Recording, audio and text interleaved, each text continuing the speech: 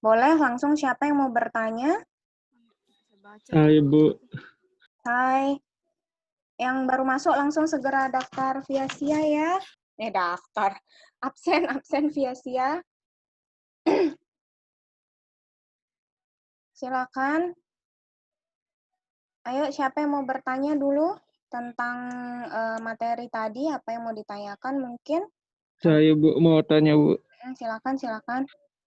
Ya, mau nanya di bagian yang prinsip itu Bu, kan ada 5. Nah, yang kelima itu masih bingung Bu, maksudnya memisahkan tata kelola dengan manajemen itu kayak kayak gimana maksudnya Bu? Oke. Nah, jadi kan kalau di COVID-5 ini memang bedanya dia dengan yang lain ya. Maksudnya bedanya dia dengan COVID yang sebelumnya atau COVID-41 ini bedanya dia bisa memisahkan tata kelola dengan manajemen. Nah, tadi kalau mungkin Iki udah lihat beberapa slide sesudahnya ya. Jadi di sini ada slide oke. Nah, di sini mana tadi? Ya. Ini dia. Nah, ini dia. Jadi pada saat dia memisahkan antara tata kelola dengan manajemen, ya. Jadi tata kelolanya itu dia pisahkan sendiri. Dia pisahkan maksudnya adalah nanti enabler yang tadi, yang 7 enabler itu, ya. Ini kan ada 7 enabler ya. 7 enabler ini akan lebih dikerjakan di tata kelola. Jadi kita kayak mendefinisikan proses bisnis itu ada di sini, di tata kelola. Jadi lebih ke evaluasi, pengarahan, pengawasan itu ada di tata kelola. Sedangkan di manajemen apa yang dilakukan? Di manajemen ini dia akan lebih mengerjakan proses-proses ya dari 4 domain ini. Sebenarnya bertambah 1 domain lagi yang ini ya, yang EDM ini sebenarnya. Jadi ada proses ya di sini kalau di COVID-4 itu cuma 4 domain ya, 4 domain. Di COVID-5 ada 5 domain di mana yang pertama adalah ini APO ini, Align, Plan and Organize. Terus yang kedua BAI, Build, Acquire and Implement. Terus yang ketiga DSS, Deliver Service and Support. Terus MEA, Monitor, Evaluate and Assess. Dan EDM. Nah, ada 5 ini. 5 ini ternyata di dalamnya, kita sebut 5 ini domain, di dalamnya yang ada APO01 sampai APO13 ini adalah prosesnya. Ya, jadi nanti pada saat kita akan melakukan audit ya, yang kita lakukan memisahkan dulu antara tata kelola dengan manajemen. Apa sih isinya di dalam tata kelola? Tata kelola itu lebih isinya adalah kita mendefinisikan proses bisnis yang ada di dalam perusahaan tersebut atau di instansi tersebut. Ya, lebih ke arah evaluasi, pengarahan, dan pengawasan. Jadi kebutuhan bisnis tadi kita pecah menjadi ini atau lebih jelasnya kita jadikan dia 7 enabler ini. Itu yang ada di tata kelola. Sedangkan yang ada di manajemen, kita berarti akan memilih 2 proses, ya, 2 proses. 2 proses itu berarti dari 5 domain ini, ya. Nanti akan kita pilih berdasarkan hasil mapping kita terhadap visi dan misi tadi. Visi dan misi kalau ada tujuan yang kalian siapkan itu berarti lebih oke. Tapi minimal kalian harus menyiapkan visi dan misi dulu, ya. Jadi itu bedanya. Kalau kalian gimana caranya dia bedain antara tata kelola dan manajemen? Itu tadi jawabannya ya. Karena di tata kelola kita akan mendefinisikan 7 enabler ini, sedangkan di manajemen nanti kita akan menggunakan domain ini, beberapa domain ini, tapi kita pakai 2 aja. Di dalamnya ada proses yang kita pakai 2 proses. Gimana caranya menentukan 2 proses itu? Nanti akan kita dari hasil mapping ya. Makanya Ibu minta kalian siapkan dulu ininya apa namanya? nama instansi beserta visi, misi, dan tujuan kalau ada. Kalau nggak ada, cukup visi, misi aja. Oke? Gimana, Ki? Udah oke? Ada yang ditanyakan lagi? Oke, Bu. Siap. Berarti Ya. yang prosesnya itu sesuai sama visi misinya nanti, Bu ya? Yang Mm-mm. domainnya tadi. Iya, Nggak semua, oh ya, nggak semua kan, Bu ya? nggak semua. Kalau semua mabok kalian nih, lama gini. Ya, Bu. Ya, Makasih, jadi Bu. ya itu ya. Jadi nanti proses yang kita pilih ada 2 aja. Biasanya dari hasil mapping itu kita cari yang paling banyak muncul. Ya, jadi dari hasil mappingnya nanti kita lihat mana proses ini yang paling banyak muncul, dan pastinya kita masih tetap cocokkan lagi dengan visi misinya. Jadi kalau ada di video, mungkin di video akhir-akhir Ibu jelaskan sedikit tentang gimana memilih proses ya. Jadi proses ini nggak mesti ya, nggak mesti dia dimulai dari APO dulu ya. Kita lihat lagi ternyata misalnya hasil observasi kita ke perusahaan itu atau instansi itu APO-nya udah bagus. Oh, berarti kita lebih lompat ke BAI atau mungkin DSS atau bahkan mungkin MEA atau bahkan mungkin EDM tadi. Ya, sebenarnya urutannya memang yang paling bagus adalah dari APO dulu karena namanya adalah Align, Plan, and Organize tadi. Ya, jadi dari planning dulu. Biasanya kalau instansi ya, kalau instansi biasanya paling tidak satu proses kita ambil dari APO. Karena biasanya instansi itu masih berantakan dari sisi planning. Mereka masih nggak tahu apa yang mau dikerjakan, walaupun mereka sebenarnya sudah punya panduan itu, misalnya dari atas gitu ya, dari pusat sudah punya panduan, tapi tidak dilaksanakan sampai bawah. Jadi biasanya ada salah satu APO yang kita ambil biasanya. Tapi nanti kita sesuaikan lagi. Oke, ada lagi pertanyaan? BTW kalian yang kuliah cuma 17 orang nih, udah perubahan KRS ya? Mungkin pada ndak ini, Bu, ndak tahu ada Zoom. Ih, masa? Berajahnya, Bu. Berajahnya dia. Hah? Oh iya, soalnya dari pagi berajahnya ini ya, benar. Dari pagi berajahnya ini katanya down ya, nggak bisa dibuka ya. Ya, Bu, tadi pakai wifi. Sebenarnya nggak bisa, cuman sekarang udah bisa. Sekarang udah bisa nih. Kayaknya Ya, siang belum. ini yang baru bisa. Wah, sial, Ibu. Harusnya pagi ngajar biar nggak ngajar. Belum nonton sampai habis juga, Bu, videonya. Iya, nggak apa-apa. Nggak apa. Kita sama-sama. Ada jadwal yang lain, Bu, kalau pagi. Ada jadwal yang lain? Oh, jadwal yang lain. Oh, kalian tak kuliah yang lain ya tadi. Siapa sebelahmu itu, Bintang? Uji ya?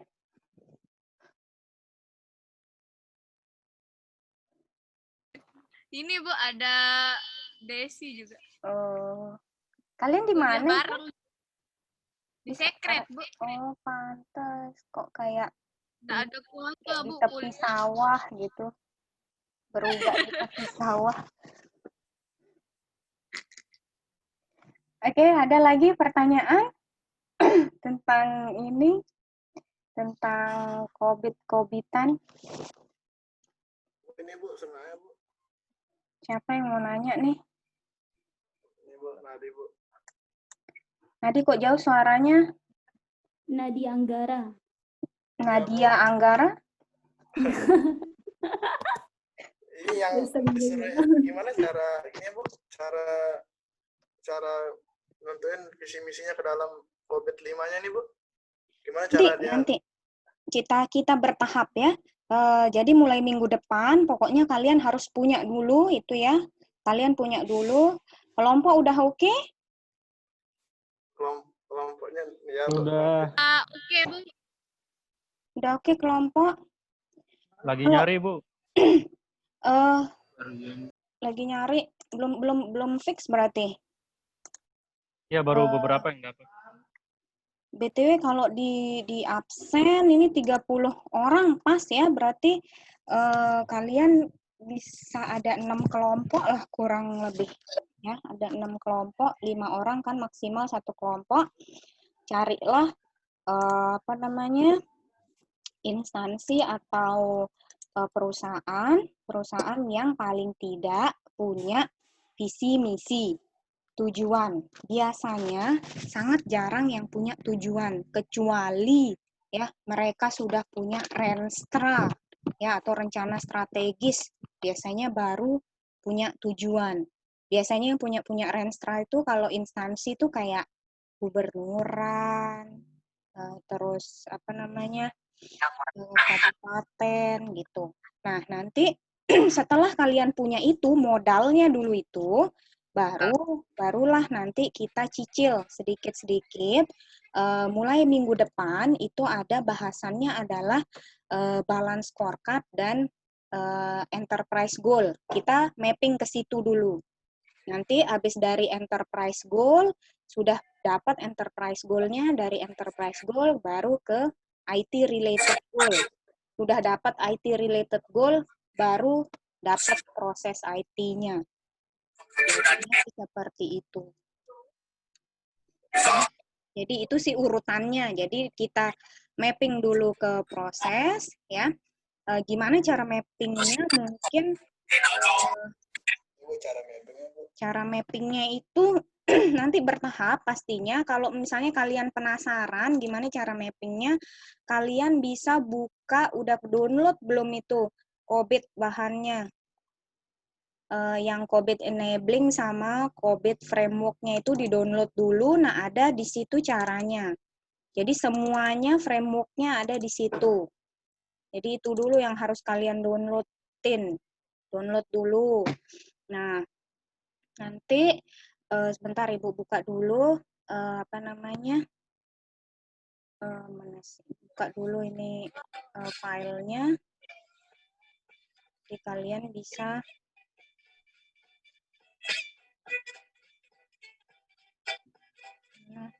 siapa nih coba lagunya?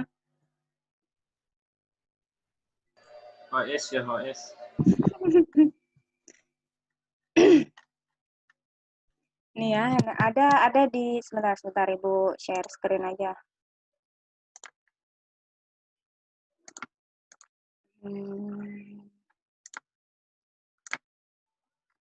Ya, jadi kalian bisa lihat di bagian di COBIT 5 framework itu di bagian appendix atau lampiran. Ya, jadi di situ ini mappingnya, ya ini mapping enterprise goal ke IT related goal. Ya, nanti setelah pastinya yang pertama yang kita lakukan bukan ini, yang kita lakukan yang pertama kita lakukan, nah dia di atas dia.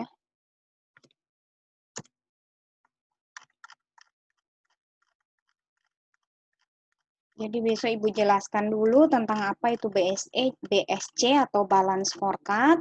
Baru setelah itu kalian bisa melakukan mapping visi misi tadi ke dalam balance scorecard dulu. Nah ini, jadi nanti kalian bisa mapping visi misinya ke finansial, customer, internal, atau learning and growth.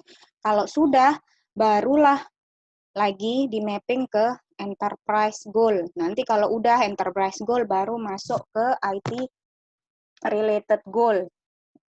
Nanti setelah itu baru dapat prosesnya. Itu sih urutannya. Oke, kita bertahap minggu depan BSC dan enterprise goal dulu. Oke, Nadi udah oke? Siap, Bu. Oke, ada lagi pertanyaan? Bu, mau nanya saya. Wisnu, Bu. Iya, No. Apa maksudnya itu belum jelas yang saya baca tadi, yang saya tonton di video. Secara holistik itu, Bu. Secara holistik, oke. Secara holistik.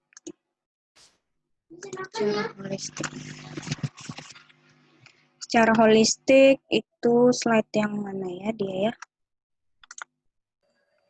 Di awal-awal Bu. Di awal ya.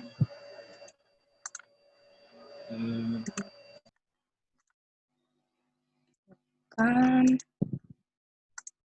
nih ya, ini Ya kayaknya Bu. mm-mm, Terlalu paham sih Bu. Aku masih asing di kepala Bu. asing di kepala. Jadi holistik ini kan sebenarnya kalau di bahasa Indonesia kan itu artinya adalah maksudnya dia asal katanya dah dari whole ya, WHOLE whole ya, bukan whole lubang tapi seluruh whole ya, a whole new world gitu ya. Jadi itu sih asal katanya holistik. Nah, jadi maksudnya adalah jadi terkait dengan whole itu atau keseluruhan atau semuanya ya. Jadi di dalam COVID-5 ini dia lebih yang diinginkan adalah mengintegrasikan mengintegrasikan tata kelola tadi ya. Kalau di sini kita tidak sebut, kita sebut dia audit IT aja ya, karena tata kelola di COVID-5 dengan manajemen dipisah. Jadi kita sebut aja dia audit IT yang mencakup tata kelola dan manajemen. Jadi COVID-5 ini mengaudit IT ya secara keseluruhan atau secara terintegrasi. Dari mana ya, baik dari sisi enterprise-nya, enterprise berarti perusahaannya sendiri, terus mencakup area bisnisnya, jadi semuanya ya, area bisnis secara fungsional dan keseluruhan ya.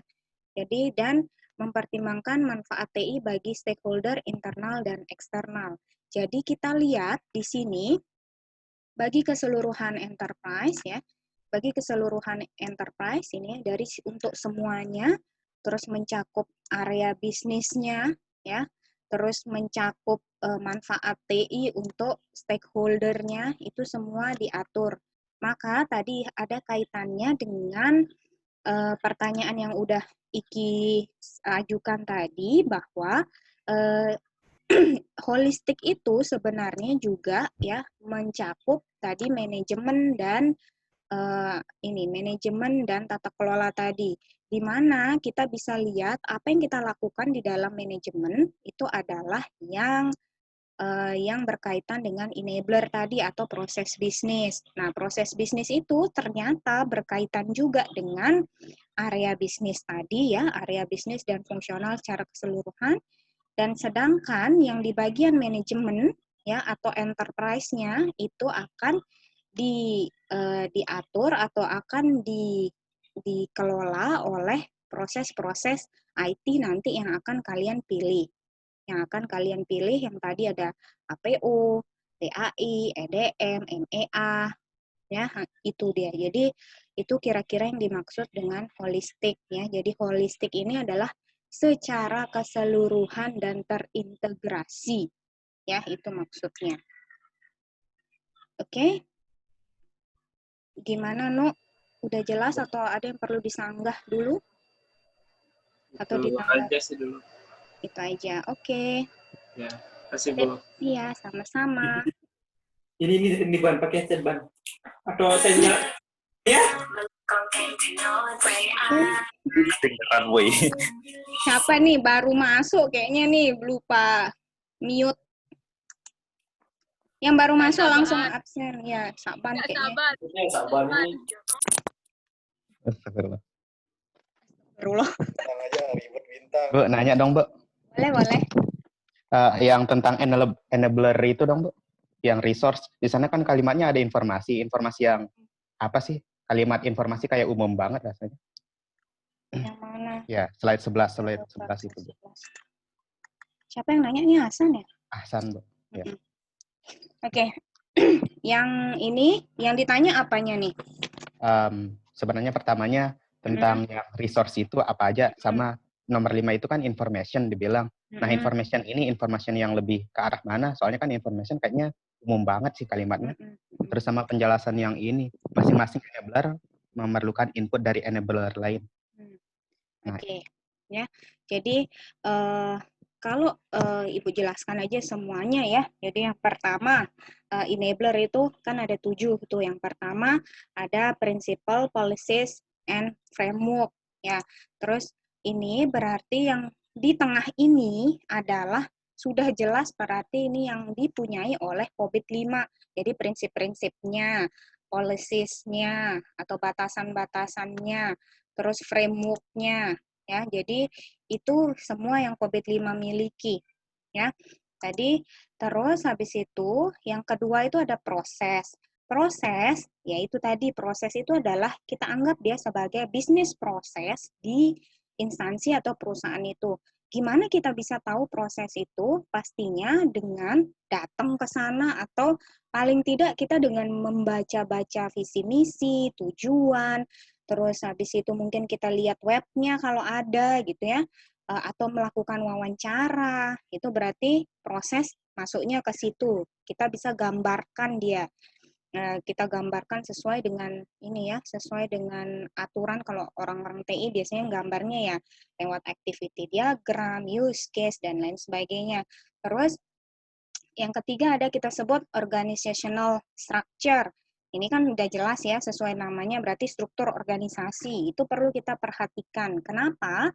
Karena nantinya kalau misalnya yang kita dapatkan adalah tata kelola di bagian SDM misalnya prosesnya, proses IT yang kita fokuskan adalah di bagian SDM atau penambahan SDM, itu berarti otomatis kita bisa tahu di sebelah mana di struktur organisasi yang akan kita selipkan dia atau kita akan masukkan orang-orang itu. Ya, misalnya kita akan menambahkan SDM IT. SDM IT ini berarti ada di bawah mana? Di bawah Kasub siapa misalnya, di bawah Kaprodi yang mana misalnya contoh. Terus setelah itu culture, ethics, and behavior. Ini lebih ke apa ya? Lebih kayak kebiasaan aja di perusahaan tersebut itu apa, ngapain ya, atau dia sudah menerapkan kebiasaan yang seperti apa di perusahaan itu sehingga bisa mempengaruhi keseluruhan dari proses bisnis perusahaan. Contoh misalnya, apakah perusahaan itu sudah menerapkan K3 biasanya ya, kesehatan, keselamatan, dan itu K3 itu pokoknya kesehatan, keselamatan kerja gitu kalau nggak salah.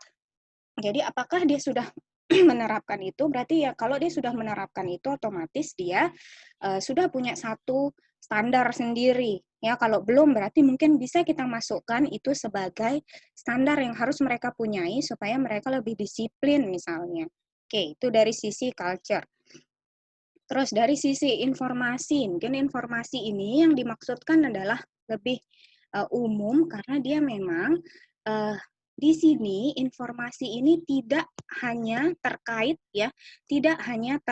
dengan satu informasi saja. Kenapa dituliskan secara umum? Karena dia memang dikaitkan ya. Bisa kita lihat di sini dia punya panah ya. Berarti informasi ini akan berhubungan dengan framework yang ada di dalam COVID ya, atau principle, policies, dan framework yang ada di COVID. Bisa jadi dia juga akan saling terhubung dengan enabler yang lain, atau informasi ini dia akan punya dari informasinya proses, informasinya organizational structure atau struktur organisasi, informasi dari culture, ethics, and behavior, service infrastructure and application, dan people skill and competencies. Jadi semua informasi yang ada di enabler yang lain itu akan masuk ke dalam satu sisi informasi. Ya, makanya itu juga tadi kenapa enabler memerlukan input dari enabler lain dan menghasilkan output bagi enabler lain. Nah, itu tadi. Bisa jadi contoh misalnya dari sisi struktur organisasi, kalau nggak punya, gimana caranya kita buat? Oh ya udah, berarti kita harus cari dari sisi framework-nya COVID. Ada nggak cara buat struktur organisasi yang baik?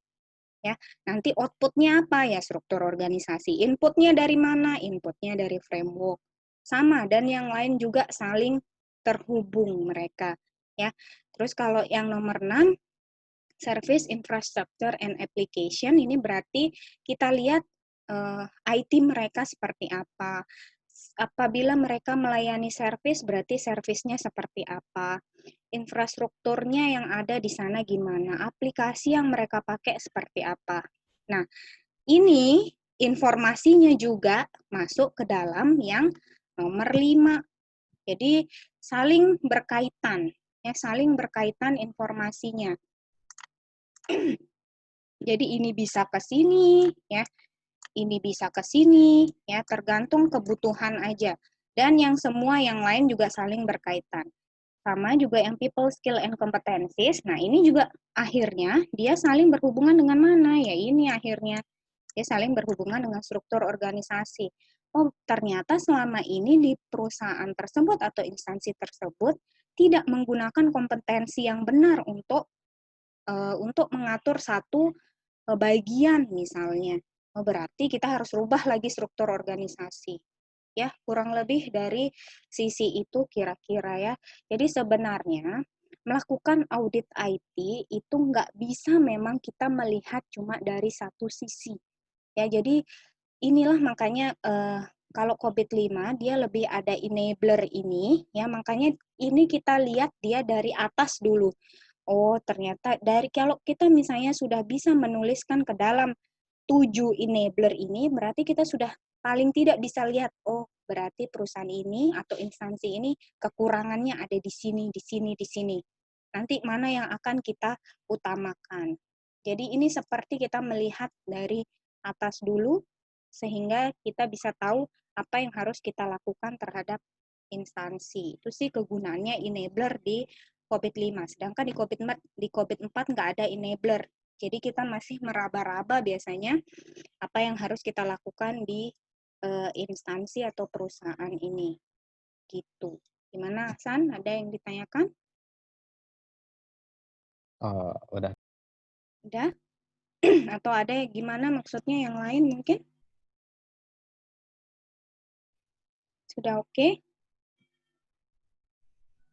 Oke sih, sebenarnya kepikiran aja sih tentang information, kenapa harus sampai ditulisin gitu loh.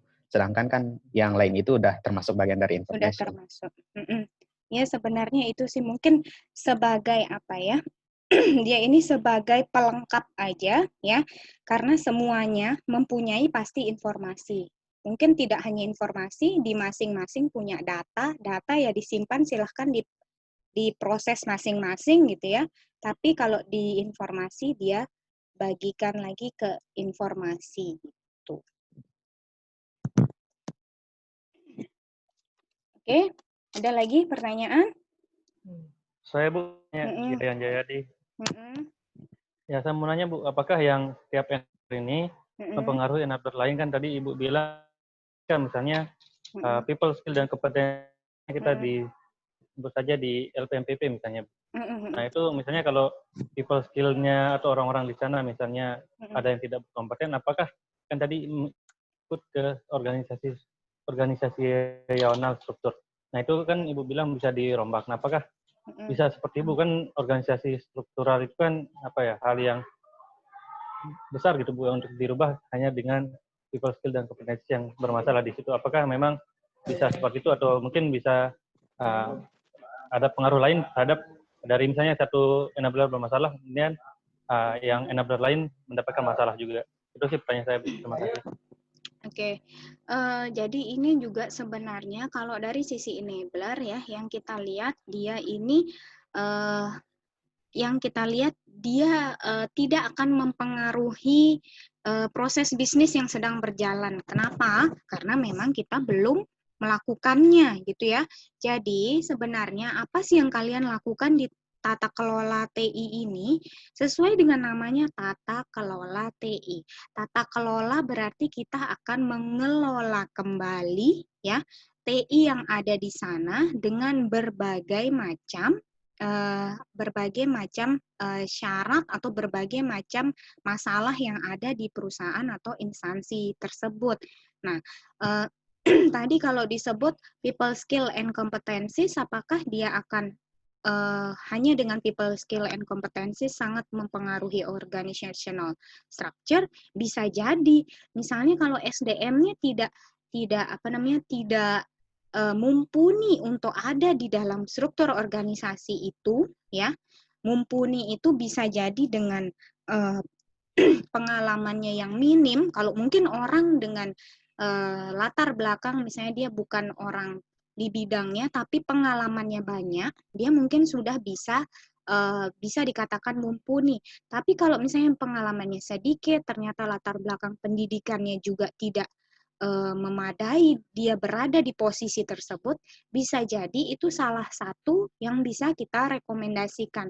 Makanya dari awal Ibu sudah bilang, goal kita adalah melakukan tata kelola itu adalah sebuah rekomendasi perbaikan atau rekomendasi kebijakan.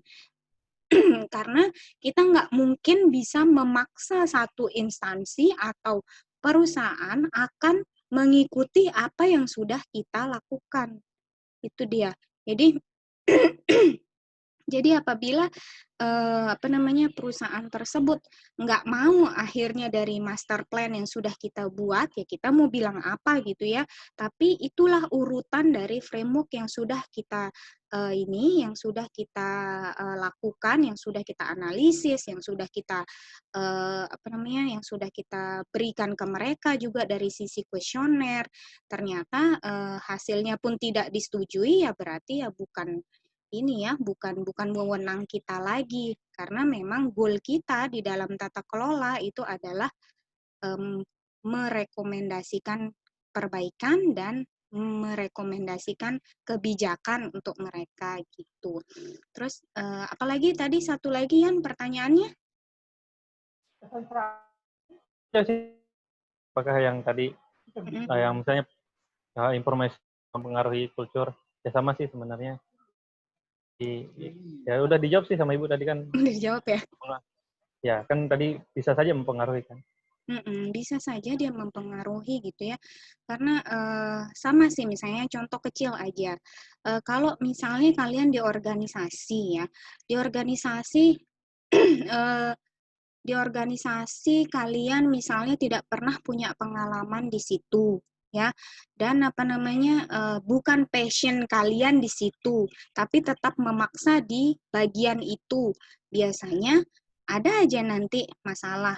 Tapi apa yang bisa mengalahkan itu semua? Biasanya dari sisi pengalaman.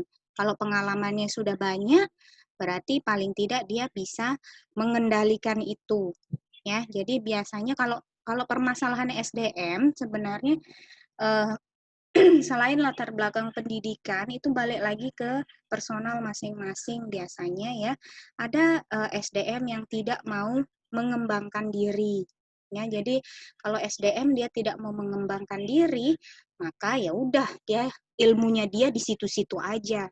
Makanya biasanya yang kita kasih rekomendasi itu biasanya melakukan training dari sisi apa?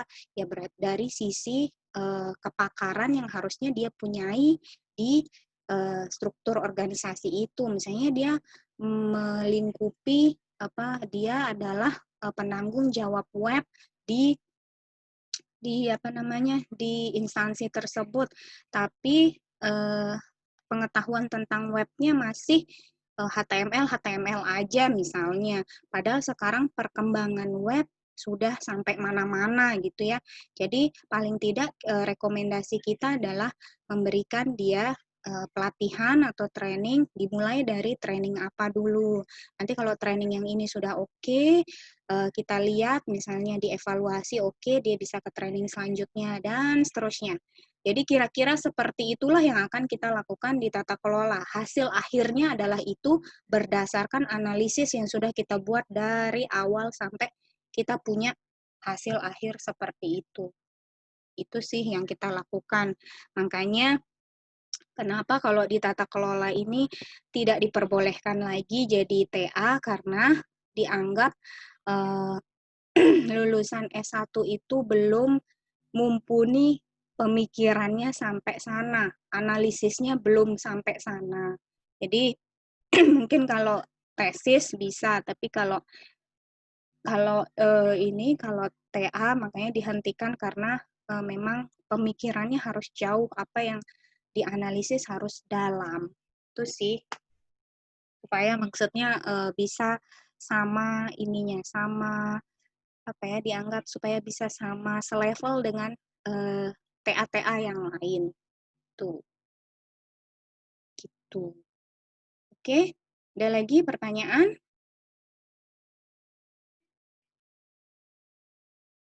Guys, sepi guys. Aku ditinggalkan, jangan-jangan nih.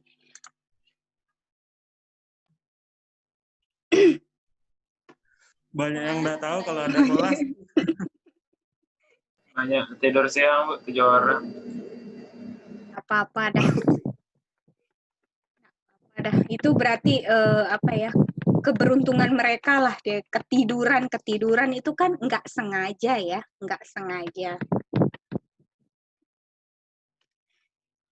Yang penting minggu depan ya, insya Allah masuk lah ya.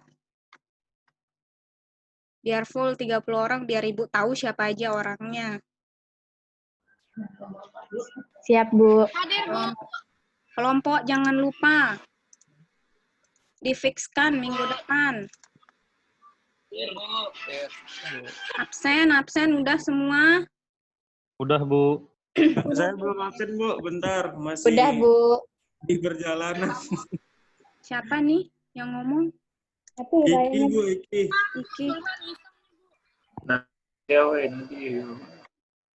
Iya, oke, di absen aja ya. Ya, Oke, Bu, ada bentar, pertanyaan Bu, absen, mungkin? Bu. Ya, Bu, sudah. Instansinya kayak yang mana, Bu? Kenapa? Instansinya kayak gimana dicari? Instansinya itu terserah ya, terserah. Yang penting gitu ya, garis bawahi, yang penting dia harus punya Ya, Bu. visi, misi, tujuan kalau ada ya. Jadi instansi yang dipunyai itu harus yang pertama dia punya visi, kedua misi. Ini harus visi misi. Yang ketiga kalau ada tujuan. Kalau nggak ada ya udah nggak apa-apa. Jadi visi misi tujuan. Nah terus Ibu minta biasanya ya ini untuk mendukung analisis kalian aja sebisa mungkin itu instansi atau perusahaannya kalian itu punya kenalan di situ. Jadi punya kenalan di situ, paling tidak kalian, ini kan lagi masa pandemi ya, paling tidak kalian bisa tanya-tanya dari jarak jauh lah. Jadi misalnya ini mendukung analisis aja sih. Jadi berbeda biasanya kalau kita punya pandangan dari orang lain. Jadi atau dari instansinya tersebut, kita misalnya sekedar nanya aja, apa sih yang diinginkan sama instansi ini? Mungkin kepengennya jangka pendek aja misalnya 3 tahun, 5 tahun ke depan itu kepengen seperti apa misalnya, atau visi misi mana yang mau diwujudkan terlebih dahulu. Itu juga bisa jadi bisa jadi masukan untuk kalian untuk nanti sampai kita tulis rekomendasinya itu. Oke, itu ya. Pokoknya jangan lupa dan kelompoknya difikskan. Bu, boleh. Halo, siapa nih? Putus-putus. Halo, Bu. Ya, Bintang, Bu. iya, Iya, Bu, gimana? mau nanya untuk format pengumpulan yang visi tujuan ini semuanya kita bebas ya, Bu, ya formatnya? Bebas. Nggak ada format apa-apa ya. Terus buat submission-nya ada, Bu. Jadinya kita submission-nya kayak gimana, Bu? Ya, nanti Ibu bikinin submission-nya ya.